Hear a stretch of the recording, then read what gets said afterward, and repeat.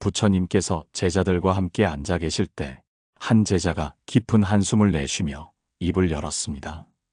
부처님, 저를 가장 믿어야 할 사람이 저를 배신했습니다. 제가 평생을 함께할 것이라 믿었던 이가 등을 돌리고 떠나버렸습니다. 제 마음이 너무 아프고 어떻게 해야 할지 모르겠습니다. 부처님은 제자의 눈빛을 잠시 바라보시며 고요하게 말씀하셨습니다.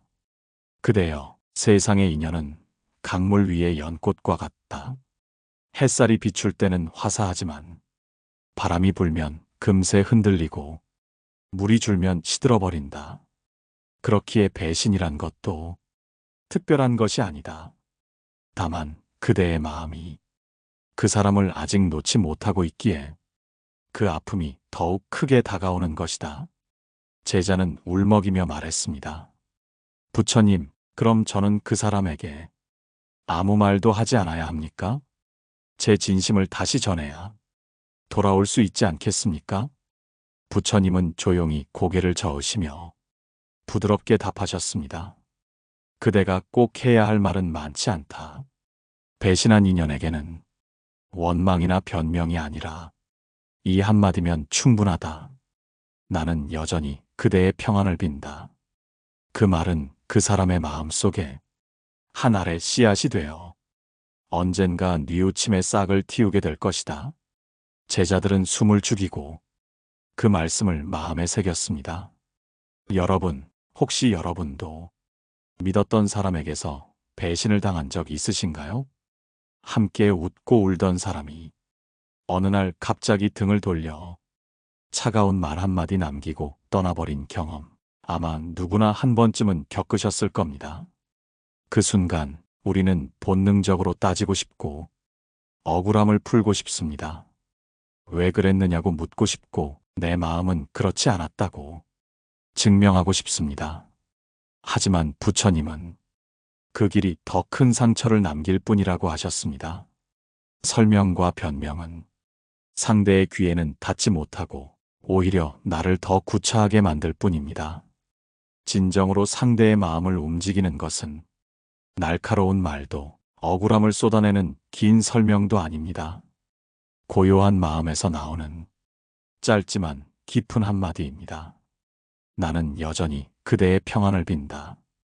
이 말은 상대의 가슴 속에 남아 언젠가 그 사람으로 하여금 자신의 행동을 되돌아보게 만들 것입니다.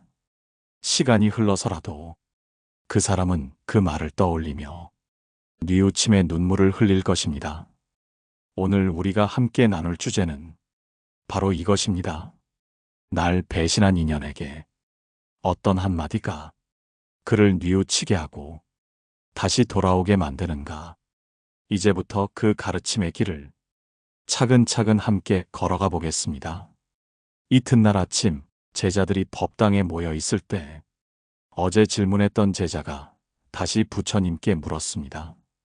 부처님, 말씀하신 대로 나는 여전히 그대의 평안을 빈다. 이 말을 건넨다면 정말 그 사람이 언젠가 뉘우치고 돌아오게 될까요? 부처님께서는 잠시 눈을 감고 깊은 숨을 내쉰 뒤 조용히 대답하셨습니다. 그대여, 말의 힘은 바람과 같다. 지금은 보이지 않지만 나뭇가지를 흔들고 연못의 물결을 일으킨다. 진심에서 나온 한마디는 지금 당장 보이지 않아도 상대의 마음속 깊이 스며든다. 그리고 부처님은 옛날 한 제가자의 이야기를 들려주셨습니다. 옛날 한 남자가 있었습니다. 그는 평생을 바쳐 한 친구와 함께 했으나 그 친구가 어느 날 큰 이익을 좇아 그를 배신하고 떠났습니다. 남자는 배신감에 치를 떨었지만 부처님의 가르침을 떠올렸습니다. 그리고 그 친구에게 짧은 편지를 보냈습니다. 나는 너의 길이 평안하기를 빈다. 너의 발걸음이 어디로 향하든 빛이 함께하기를 바란다.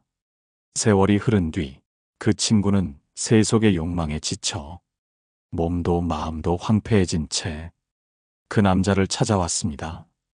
그리고 눈물로 고백했습니다. 그날 내가 보낸 그 한 줄의 말이 내 마음에 남아 있었습니다. 아무도 나를 원망하지 않고 나의 평안을 빌어준 이는 너뿐이었습니다. 나는 잘못을 뉘우치고 다시 내 곁에 서고 싶습니다. 부처님께서는 제자들에게 말씀하셨습니다. 배신한 인연을 원망하는 것은 불에 기름을 붓는 것과 같다. 그러나 평안을 비는 한마디는 그 불길을 서서히 꺼뜨린다. 그 불길이 꺼지면 그 사람은 언젠가 자신의 잘못을 보게 된다. 여러분, 혹시 지금 마음속에 배신으로 인한 상처가 남아있지는 않으신가요? 억울하고 분한 마음에 상대에게 쏟아내고 싶은 말이 머릿속에 가득하지는 않으신가요? 그러나 그럴수록 부처님의 말씀을 떠올려 보셔야 합니다. 진심은 설명이 필요 없다. 고요한 말 한마디가 천마디의 변명보다 깊다. 그렇습니다. 우리가 해야 할 말은 복잡한 설명이나 따지기 위함이 아닙니다. 짧고도 고요한 한마디, 나는 여전히 그대의 평안을 빈다. 이 한마디가 상대의 마음을 서서히 흔들어 뉘우침과 돌아옴의 길을 열어줍니다. 이제 다음 이야기에서는 왜 이 한마디가 배신한 인연의 마음을 움직이는지를 더 깊이 들여다보겠습니다. 부처님께서 제자들과 숲길을 걸으실 때 한 제자가 조심스럽게 다가와 물었습니다. 부처님, 정말 그 짧은 한마디가 배신한 사람의 마음을 움직일 수 있습니까? 그 사람은 제 진심을 모른 채 자신의 이익만 쫓아 떠났습니다. 그런 사람의 마음에도 씨앗이 뿌려질 수 있습니까? 부처님은 미소를 지으시며 길가에 피어있는 들꽃 하나를 가리켰습니다. 이 꽃을 보아라. 누구도 물을 주지 않았는데 비가 내리자 스스로 피어났다. 마음속에 뿌려진 씨앗도 이와 같다. 지금은 보이지 않지만 때가 되면 반드시 싹을 틔운다. 제자들은 고개를 끄덕였지만 여전히 의문을 품는 눈치였습니다. 그러자 부처님께서 한 이야기를 들려주셨습니다. 옛날 한 비구가 있었습니다. 그는 깊은 신뢰를 보였던 벗에게 모든 것을 맡겼습니다. 하지만 그 벗은 탐욕에 눈이 멀어 그의 재산을 모두 빼앗고 떠났습니다. 사람들은 모두 그 비구를 불쌍히 여기며 왜 그를 용서하느냐고 물었습니다. 그러나 그 비구는 조용히 이렇게 말했습니다. 나는 그의 평안을 빈다. 그가 지금은 나를 버렸으나 그 마음이 언젠가 고요해진다면 내 말이 그를 다시 이 자리로 데려올 것이다. 세월이 흐른 뒤 그를 배신했던 벗은 수많은 실패와 고통 속에서 그 말 한마디를 떠올렸습니다. 나는 그의 평안을 빈다. 그 말은 밤마다 그의 마음을 울렸고 결국 그는 후회의 눈물을 흘리며 옛 벗을 찾아가 무릎을 꿇었습니다. 나는 너를 배신했지만 너는 끝내 나를 저주하지 않았다. 그 자비가 내 마음을 돌려놓았다. 이제 나는 다시 너와 함께하고 싶다. 부처님께서는 제자들을 향해 말씀하셨습니다.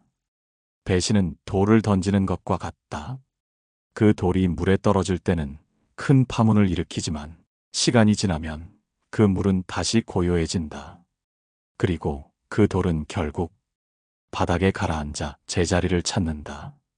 그대의 평안을 비는 말은 그 사람의 마음속 깊은 곳에 가라앉아 때가 되면 뉘우침의 꽃을 피우게 된다.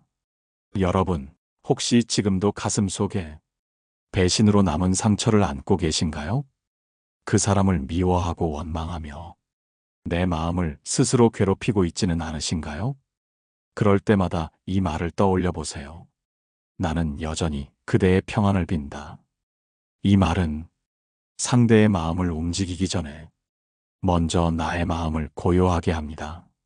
그리고 그 고요함은 언젠가 상대의 귀에도 닿게 됩니다.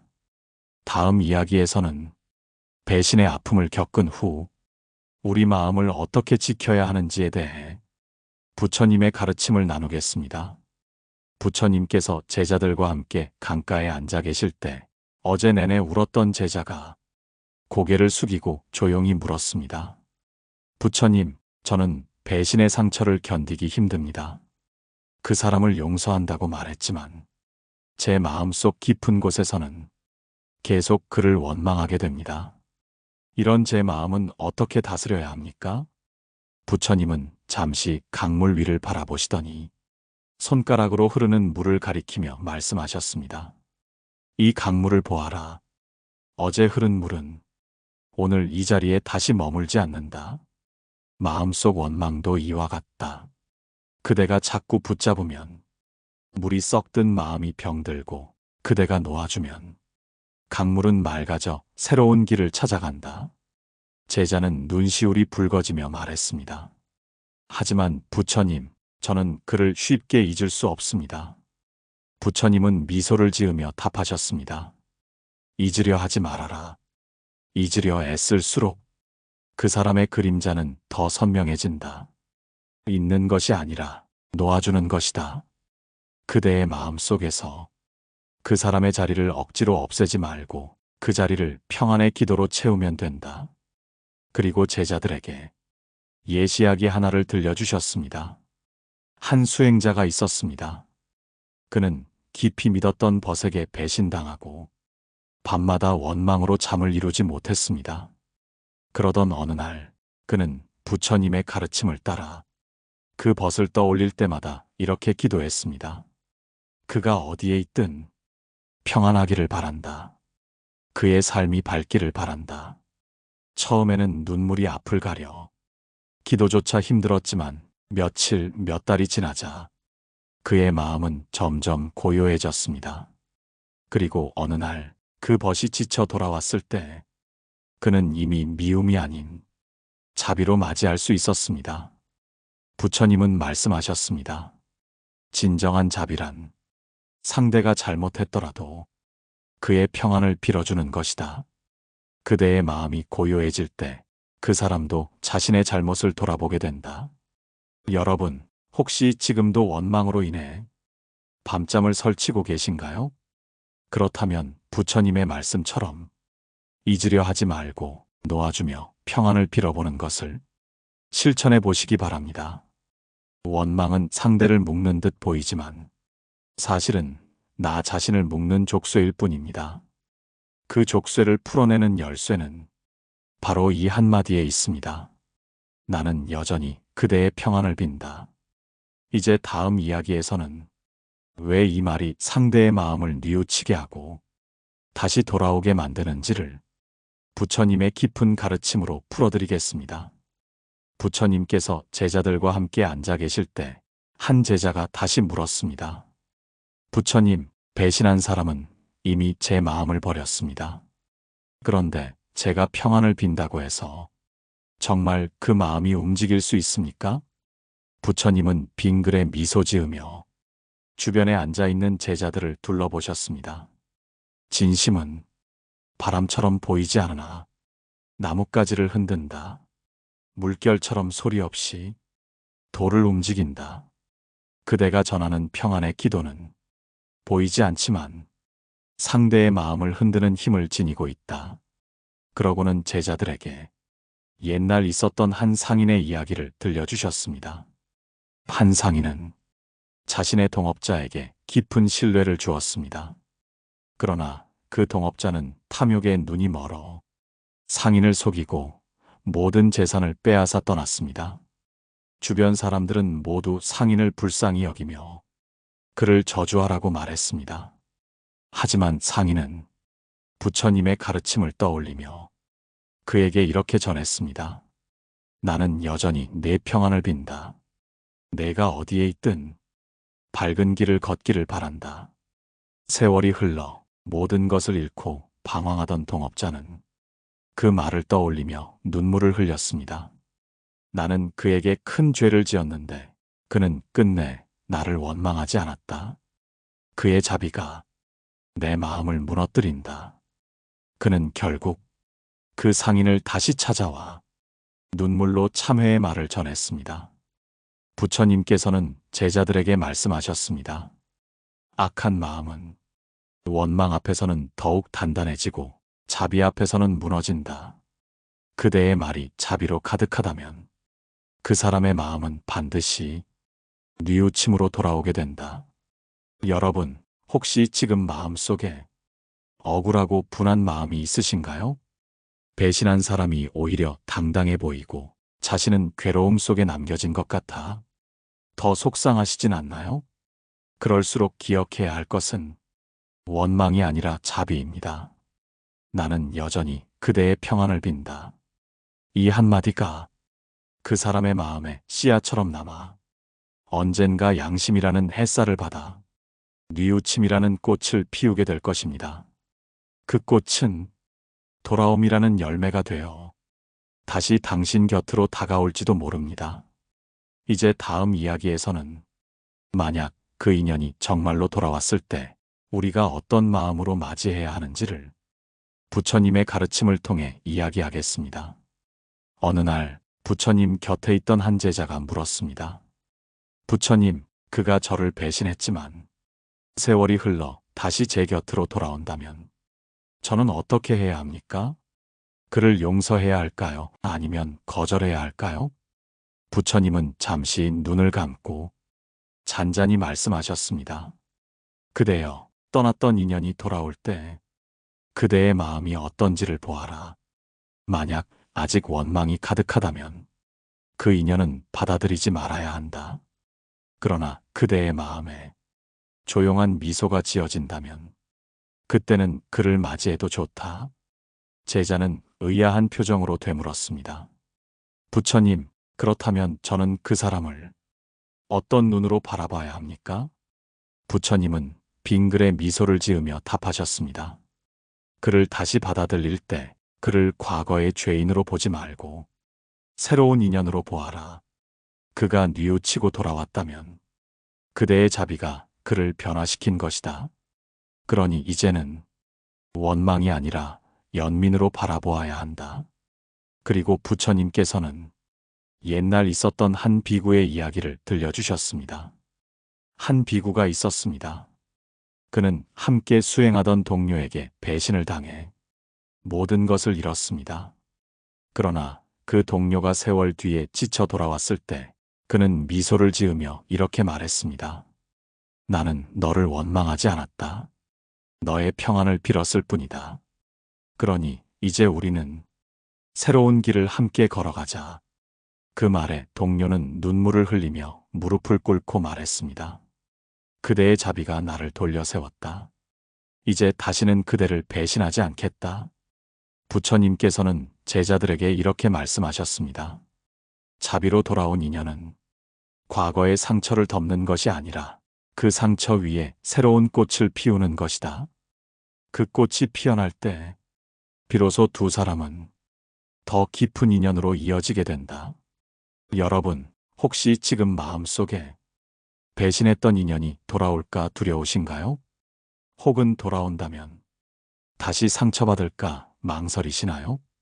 그럴 때는 부처님의 이 말씀을 기억하십시오. 마음이 고요할 때 그대는 올바른 선택을 알게 된다. 돌아온 인연 앞에서 내 마음이 미움이 아닌 연민으로 움직인다면 그 인연은 이미 새로운 길을 준비한 것입니다.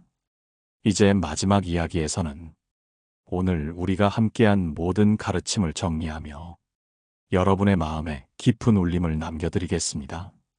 부처님께서 저녁 햇살이 드리우는 숲속에서 제자들과 함께 앉아 계셨습니다. 그날 하루 종일 이어진 가르침을 마무리하며 조용히 말씀하셨습니다. 그대들아, 사람의 마음은 늘 변한다.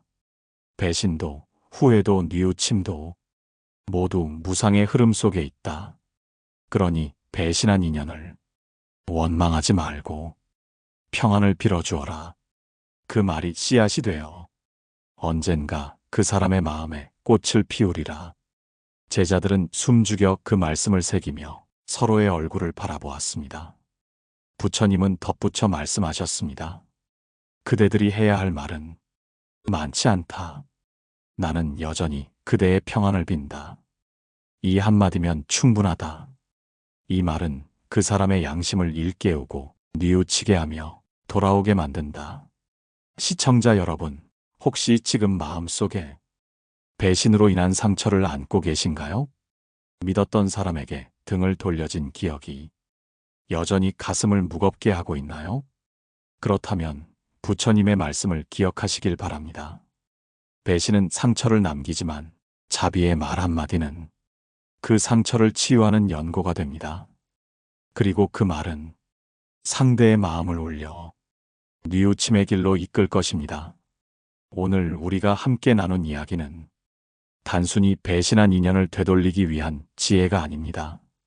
그것은 내 마음을 지켜내고 내 삶을 더 평온하게 만들기 위한 길이기도 합니다. 혹시 지금 떠나간 인연이 있다면 조용히 마음속으로 이렇게 말해보세요. 나는 여전히 그대의 평안을 빈다. 그 말이 닿을 때 상대는 비록 당장은 돌아오지 않아도 세월 속에서 반드시 뉘우치게 되고 돌아올 준비를 하게 될 것입니다. 부처님께서 말씀하셨습니다. 자비의 말 한마디는 1000개의 성을 무너뜨리는 힘보다 더 크다. 오늘의 방송이 여러분의 마음에 작은 빛이 되었다면 댓글로 여러분의 이야기를 남겨주십시오. 그 이야기가 누군가에게 큰 위로와 힘이 될 수 있습니다. 좋아요와 구독, 그리고 지인과의 공유는 저에게 큰 힘이 됩니다. 다음 방송에서는 함께 있어도 외로운 인연, 혼자 있어도 따뜻한 인연, 이 주제로 또 다른 울림 있는 이야기를 준비하겠습니다. 여러분, 오늘도 평안하시길 바랍니다. 고요한 울림이었습니다.